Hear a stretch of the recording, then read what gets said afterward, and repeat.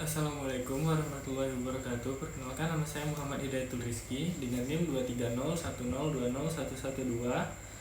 Di sini saya akan mempresentasikan hasil kerja kelompok saya yang beranggotakan Aidil Baihaqi, Oktavia Wahyu Ramadan, Muhammad Tesar, dan M Hidayatul Rizki, saya sendiri. NIM saya 23010201112. Kita masuk yang pertama, itu ada virtualisasi. Virtualisasi adalah teknologi yang memungkinkan menjalankan beberapa sistem operasi atau aplikasi di atas satu perangkat keras. Nah, virtualisasi itu terbagi menjadi beberapa tipe. Ada virtualisasi server, desktop, aplikasi, jaringan, penyimpanan, dan hardware. Yang virtualisasi server ini adalah memisahkan perangkat keras server menjadi beberapa server virtual yang independen. Sedangkan yang desktop menyediakan akses ke desktop virtual dari perangkat fisik yang berbeda. Virtualisasi aplikasi menjalankan aplikasi dalam lingkungan virtual terisolasi. Virtualisasi jaringan membagi jaringan fisik menjadi beberapa jaringan virtual. Virtualisasi penyimpanan menggabungkan beberapa perangkat penyimpanan fisik menjadi satu unit penyimpanan virtual. Sedangkan virtualisasi hardware atau virtualisasi perangkat keras adalah menyediakan akses virtual ke perangkat keras tertentu seperti GPU atau prosesor. Next, ke slide kedua, ada arsitektur virtualisasi. Ini terbagi menjadi beberapa komponen. Yang pertama ada hypervisor. Ini adalah perangkat lunak utama untuk menciptakan dan mengelola mesin virtual.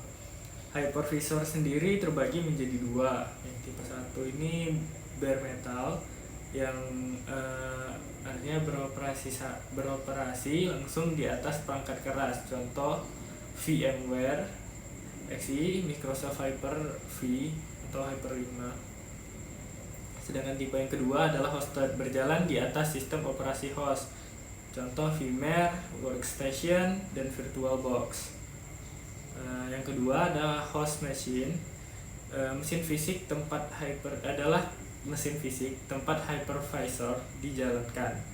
Yang ketiga ada guest machine, mesin virtual yang berjalan di atas host machine.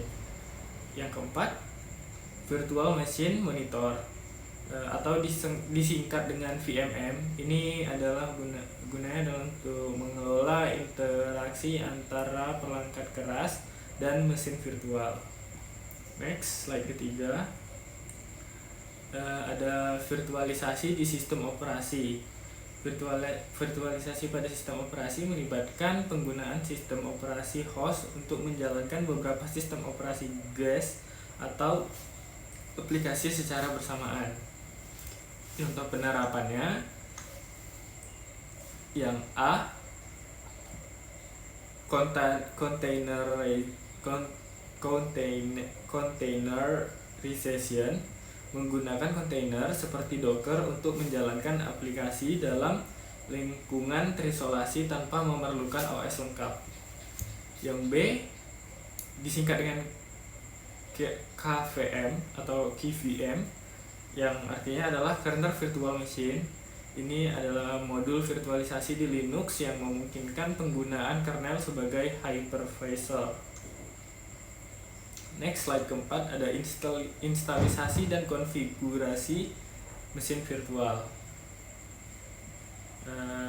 Yang langkah-langkahnya adalah yang pertama, pilih hypervisor yang sesuai, terus unduh dan install hypervisor. Next, setelah itu buat mesin virtual baru, tentukan jenis sistem operasi guest, atur jumlah CPU, memori, dan penyimpanan yang sesuai dengan kemampuan device masing-masingnya tentunya. Setelah itu pasang OS guest, tambahkan file ISO dari sistem operasi guest, install OS sesuai instruksi, konfigurasi jaringan dan perangkat tambahan, atur tipe jaringan NAT bridge atau host only, dan tambahkan perangkat seperti USB atau disk tambahan. Next, slide kelima adalah optimasi kinerja mesin virtual. Cara meningkatkan kinerja mesin virtual meliputi alokasi sumber daya optimal. Yang pertama itu pastikan CPU, RAM, dan disk berjalan sesuai kebutuhan gas. Next, gunakan SSD untuk performa penyimpanan yang lebih cepat, karena SSD lebih cepat daripada HDD. Setelah itu aktifkan virtualization support, pastikan fitur tervisualisasi dan diaktifkan di BIOS atau UEFI.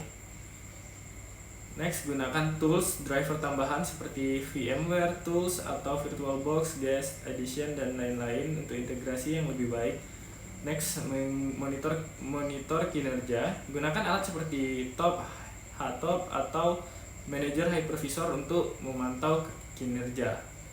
Next, slide ke-6, penggunaan virtualisasi untuk uji coba dan mengelola sistem operasi. Virtualisasi sangat berguna untuk uji coba aplikasi atau OS baru yang menjalankan aplikasi atau sistem operasi baru tanpa risiko mengganggu sistem utama. Habis itu ada isolasi lingkungan, memisahkan aplikasi atau layanan untuk keamanan dan pengujian.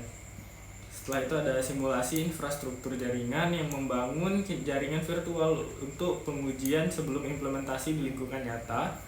Dan yang terakhir ada pemulihan bencana, membuat snapshot mesin virtual untuk memulihkan kondisi sebelumnya jika terjadi masalah. Oke, sekian yang dapat saya sampaikan dari kerja kelompok saya ini. Jika ada salah kata atau sebagainya, mohon dimaafkan. Nama saya Muhammad Hidayatul Rizky dengan NIM 23010201112. Assalamualaikum warahmatullahi wabarakatuh.